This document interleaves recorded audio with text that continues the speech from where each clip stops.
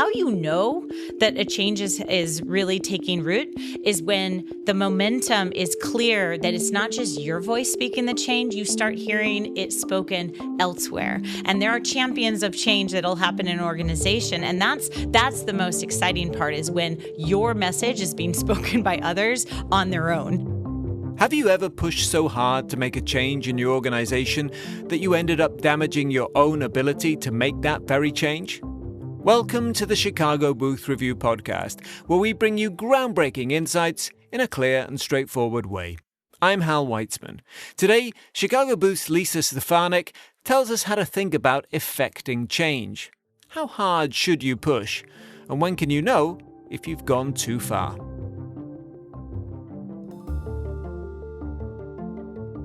Lisa Stefanac, welcome back to the Chicago Booth Review podcast. Hey, thank you. We wanted to have you here to talk about making change. Classic management topic, right? And making change always involves some trade-offs. You know, how much change can you make without upsetting people, throwing things off course? So I'm interested, how can you think big but also get stuff done? There are trade-offs there. Talk to us about the trade-offs that you face when trying to make change. Sure. So change is something that is uncomfortable. And so the first trade-off right away is when people become uncomfortable, I would say that performance and actual getting things done start to fall by the wayside a bit. In the way that you can manage making that change happen, it might actually affect it more or less. But that would be the first trade-off, is that because change makes folks uncomfortable, it's important to be ready for a bit of a trail off in performance or getting things done. The second trade-off that I could see is that in the process of making change, it can actually take months, years even, depending on the change that you're trying to have happen. And so too often there is this quick fix or trying to make a quick change when in fact that is actually going to probably derail it or end it in not being as effective. And so the trade-off of recognizing the amount of time that it's going to take to see a change through to the end, that's important to just keep in mind as you're about to embark on it. Does that mean that you should have a bigger change in mind, but break it down into smaller chunks? Always when there's a big change in mind, you need to break it down into smaller chunks. Thinking about that time, Yes. A few years ago when the Black Lives Matter movement was big and was very much in the headlines, and lots of companies said, yes, we need to be more diverse. And then now, whatever it is, 5 years later, some have made that change, but not that many. And so one of the reasons I'm guessing is because they set a goal that was really big and vague without being practical about what that would actually mean along the way. What you're speaking of is sometimes considered kind of lip service of going along with change that has been right. Well, it's less about maybe they didn't care, but maybe this isn't the time to do it, or that it's too complex of a change that might be being asked. That oftentimes it takes a leader that understands how to navigate change, how to lead through change, to actually make change happen. So it might have been the desire was there. It just the skill set to be able to push that through or make it happen. And then the last thing too is, as we know, since you just mentioned Black Lives Matter, is that there's been mandates and change from external source, particularly government, around not going in that direction. And so there can be this push-pull, and that can impact, again, external influence. Okay, so let's tell us. I know you have a framework that you call the risk, of course. So that's what we hear. We're all at Booth. We're all about the frameworks.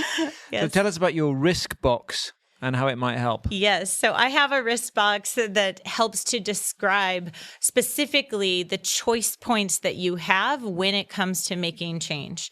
And so this risk box is around just understanding where are you in the process of taking a risk. As I mentioned earlier, making change happen is uncomfortable, and hopefully it's uncomfortable both for yourself, but also then it's going to be uncomfortable for those that you're putting people through the change. This risk box comes from the work of Dr. Ronald Heifetz at the Kennedy School of Government, who I often quote because I adore his adaptive leadership work, but is in the world of adaptive leadership.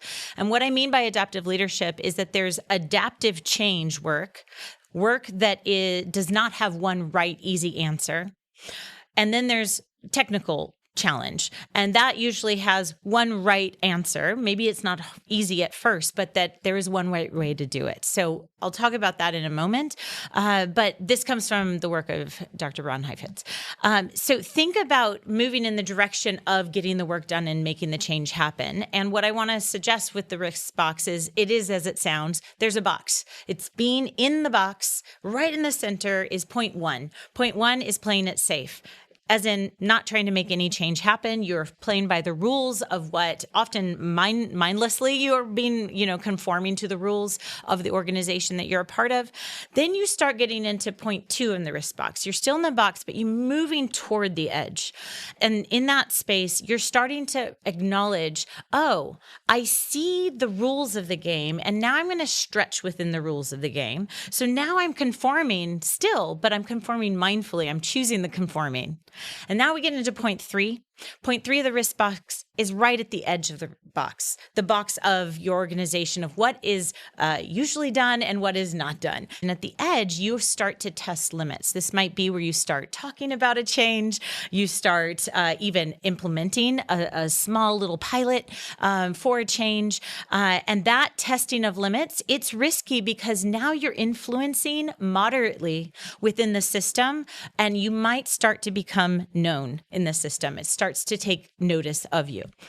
Where things get more risky is now point four. You're out of the box, moving towards that adaptive change. And in point four, you actually start challenging the status quo of what you're seeing happening in the box. You are doing things differently. You're engaging others to do things differently. You're starting to create more of momentum and movement for that. Again, the system then very much notices you.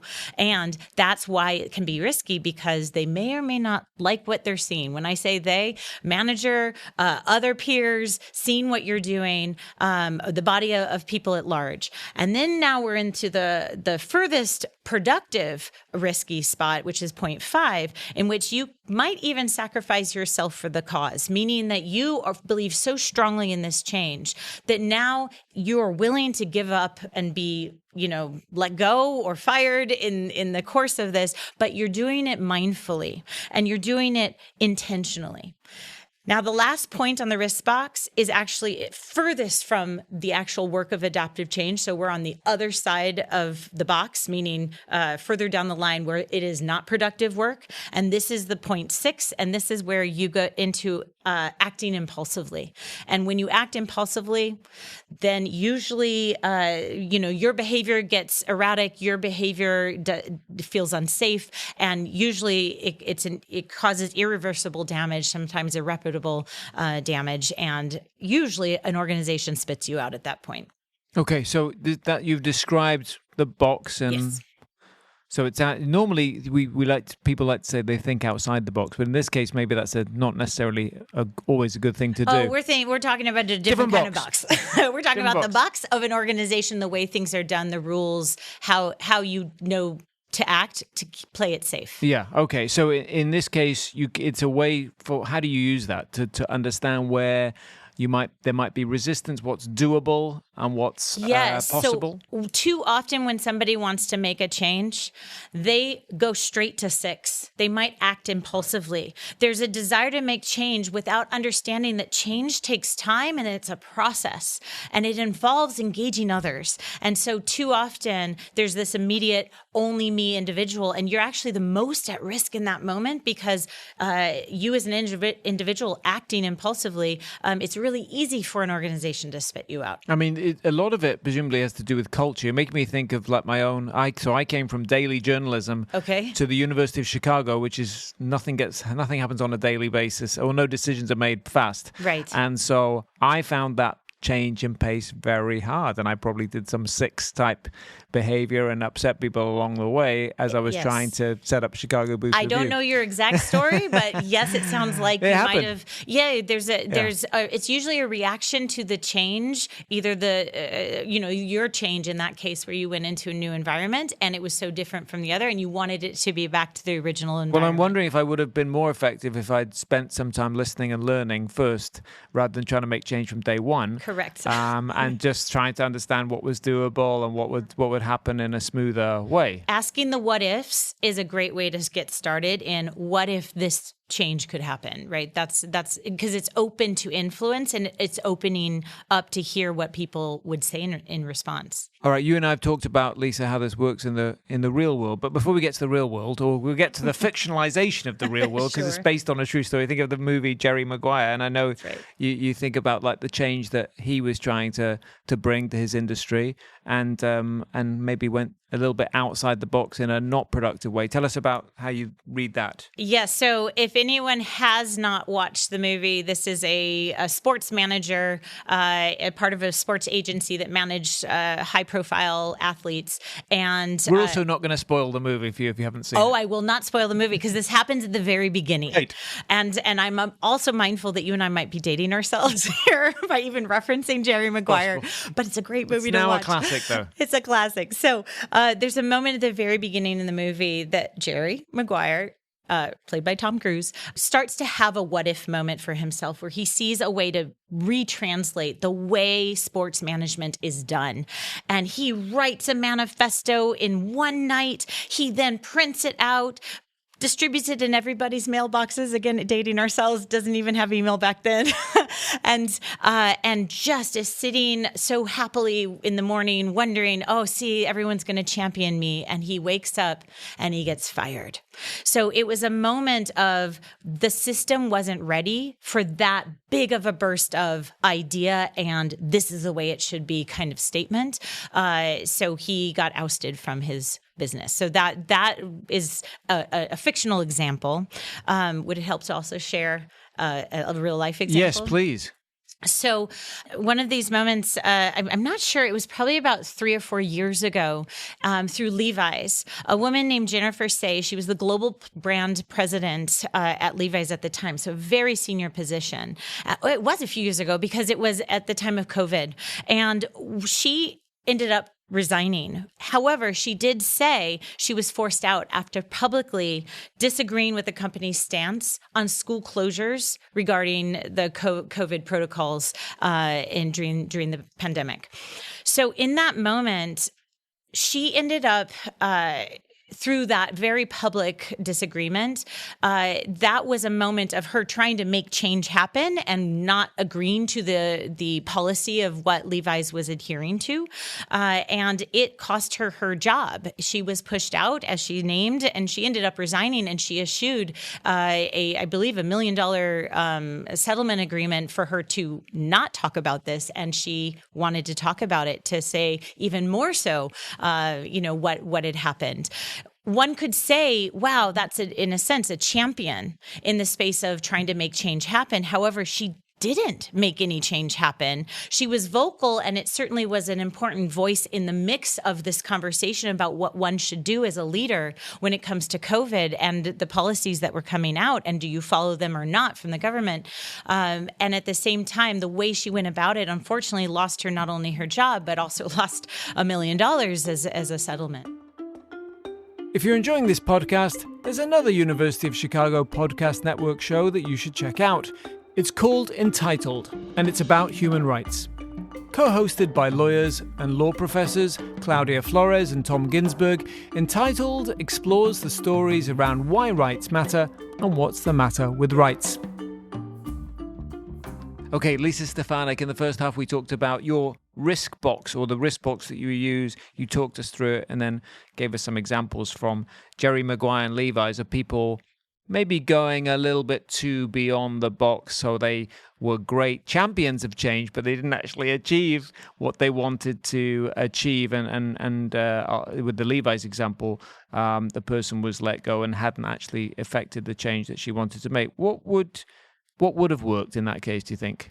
So in the case of any kind of big change you're trying to make, one of the very first things to do to make change happen, one is to check to see, first, is this the time? And how do you know if this is the time for the change to happen? You start talking to people. You start, and this would be probably point 3 on the risk box, where you're at the edge and you're starting to now influence moderately and understanding that there might be dissent, there might be pushback and challenge. And what too often happens in the change process and leading change is that resistance gets ignored. Resistance actually can be one of your greatest allies over time, because what resistance does is it tells you feedback. It gives you feedback on where this proposal might not actually work, and then you can adjust. Then you can shift it or speak about it differently, or then maybe the messaging is not the way it needs to be, et cetera. So reading the resistance is actually one of the biggest skill sets that you need to engage as a change leader.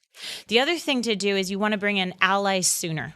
In fact, allies become part of what creates the momentum of the change process. So bringing in allies, and it also reduces risk, because when you have allies, then you share the risk of the change you're wanting to implement. And so it's important to also engage allies. So engage allies and also read the resistance and engage the resistance. The other piece around resistance I wanted to name is that resistance actually sometimes people just need to vent and be upset with the change, because discomfort is hard and most people want to move away from discomfort. So sometimes that venting is part of the process. And so understanding and being able to read the resistance, is this feedback I need to hear, or is this venting that needs to happen, and let me listen to it and engage it in that way. I guess you've talked there about, how to make big change, and how you might in this case of Levi's, how this person might have done things differently. But how do you get a sense of what change is actually possible? Like, what is going to be possible, what's going to be impossible, or just a very high effort and not worth it? Well, again, it's recognizing and respecting the amount of change that you might be wanting to engage, and being able to read correctly, is this big change or is this smaller incremental change? If it's the smaller incremental change, then it's a matter of, do I have the energy, the resource, and can I start this process of engaging allies and getting them on board, creating momentum? How you know that a change is really taking root is when the momentum is clear, that it's not just your voice speaking the change, you start hearing it spoken elsewhere. And there are champions of change that'll happen in an organization. And that's the most exciting part, is when your message is being spoken by others on their own to each other. So that's a moment to know if this is actually working. But to really read the difference between the smaller incremental change that you're doing, and if you're looking to make a really big change, you've got to start off small and start to stage it and be very deliberate in the planning. One of the greatest things about, if you think in history of changes, you look at the civil rights movement back in the 1960s, this was not just erratically happening. These were very planned. Rosa Parks on the back of the bus to the front of the bus, that was a planned intervention. And so those specific planning tendencies, that is absolutely part of what needs to make a grand scale change happen, and not just, again, small little acts of impulsive changes that you're trying to make in a small picture. Okay, back to the box, the risk box. Sure. How do you know when you're kind of at the edge of the box, and then maybe it yes. wouldn't be productive to go further? Well, remember, it's called the risk box for a reason. It feels risky. That's the start of it, is that you're at the edge, you're moving towards the edge when it starts to feel risky. And that's, again, we have talked in the past about physiological signs of your heart beating fast and like gulp, oh my gosh, I can't believe I just said that, or that I just sent that email, or whatever it might be. Again, there's a choice point. If you're at choice, you're doing productive change and you're testing it. If you're not at choice and you're just reacting, that's where it gets into that 0.6 on the risk box, where it's impulsive acting. So that one usually pops you into a more hyper state, versus effective change and choiceful edge risk taking is going to feel risky, but feel doable because you bit off of a smaller portion. And you've set it up. You've correct. you've got a runway and there. You're there to receive feedback, and you're open to the feedback process. You know that response and engagement is actually part of the change process. Okay. I mean, one thing we presumably want leaders to do is have a vision. And the vision is just like it's like a platonic image of what something should be. And life is often doesn't happen quite like that. So, there's in negotiation, there always tell people not to compromise, but in reality, people compromise every day. Sure. They cut back on things. They decide what's really important to other stuff that they can let go. So how do you advise people to not let the perfect be the enemy of the good or the good enough? Well, I'm of the camp that there's no such thing as perfect. We are all perfectly imperfect. I think I've heard that phrase before. And it's important to recognize that any kind of change, and now we're back to adaptive leadership and understanding that adaptive leadership is about making a change happen where there's no one right answer, as in we're shooting in the dark sometimes. And yes, we're trying to plan it, but really we don't know the outcome. So change is messy. And so I think that's one of the mindset that I invite anyone listening to adopt, is that there are going to be messy moments. It's how do you respond in the mess instead of react to the mess. The mess is happening, and are you willing to be uncomfortable? And I even will say to my clients, this is the territory of being comfortable with being uncomfortable. That's what we're trying to cultivate. Yeah, I mean, when we were prepping for this podcast, you talked to me a lot about holding tension. Yes. What is holding tension? Why is it important? Okay. So yeah, we talked about this. I think, and I started off by sharing, if you think of two tectonic plates, if we just look at the earth and how when change happens on the earth, it starts with tension between two tectonic plates. And eventually with that much more tension, there's resolve. And now we have new earth growth, et cetera. It's happening in Hawaii right now. So similarly, you have to have the tension in order for change to happen. And when I say the tension, I'm talking discomfort. So on that front, when it comes to discomfort, I think about there is in any system, change creates tension. It creates what I call the hot potato effect. Who's holding the hot potato? And can I be choiceful about where I'm putting this tension? Because I know that tension will make people shift. When I hold the tension choicefully and I hold it long enough, think about silence. If I don't speak for a length of time, I'm holding attention, somebody's going to fill that space, and I hold it well. And so that creates the change that might happen. And so in a similar kind of concept, when I give you this hot potato, I know that it's hot. I know that that is uncomfortable, and I am letting you hold it. I am not saving you. I'm not being martyr and saying, no, just give it back to me. I'll hold the tension. I am choicefully giving you tension so that change will happen, because I know that's the effect of holding tension. Okay, but you talked earlier about importance of allies. So if I'm building lots of allies, eventually does that tension dissipate, or is there always going to be tension because other people are upset about the change that you want to make? Once more and more people get on board, so allies become important to spread the risk, if you will, of the message of change or the process of change that you're making. As more and more people get on board, the tension goes up, because it's going to reach a head where resistance will meet that change potential or the invitation for change. That's the moment to meet the resistance, read the resistance, and listen to the resistance.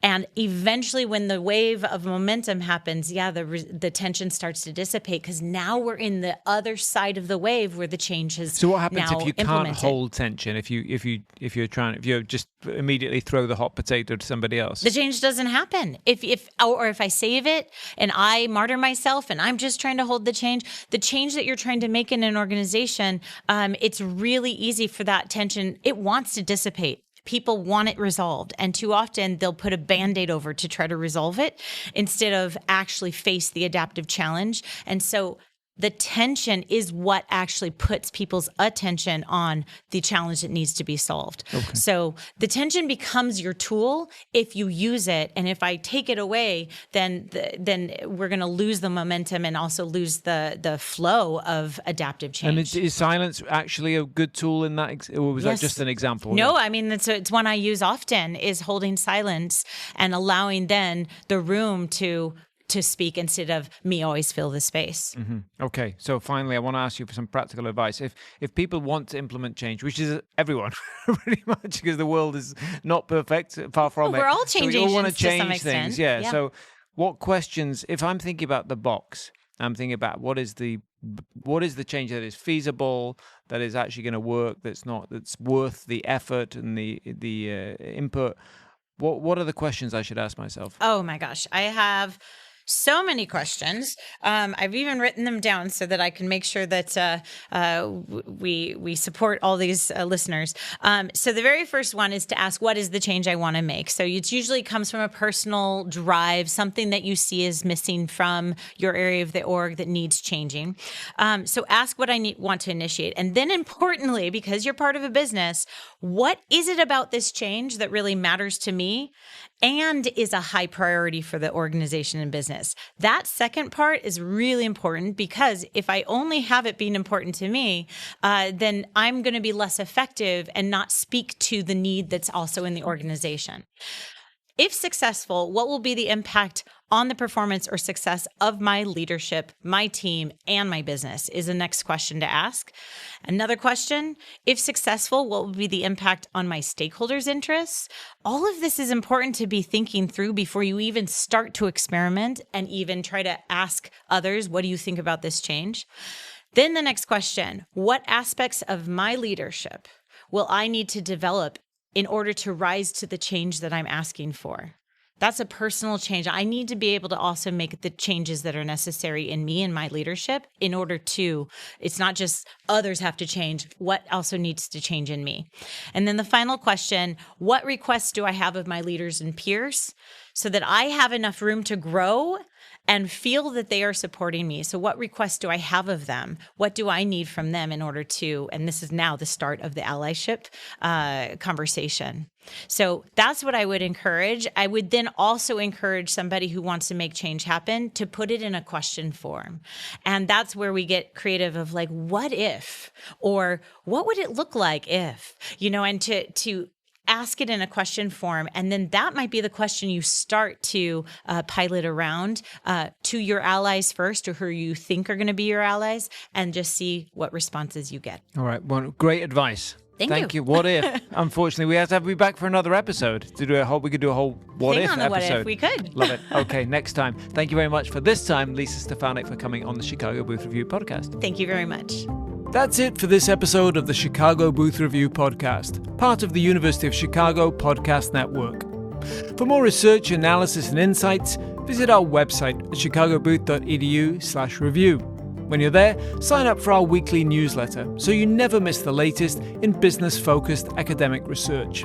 This episode was produced by Josh Stunkel. If you enjoyed it, please subscribe and please do leave us a 5-star review. Until next time, I'm Hal Weitzman. Thanks for listening.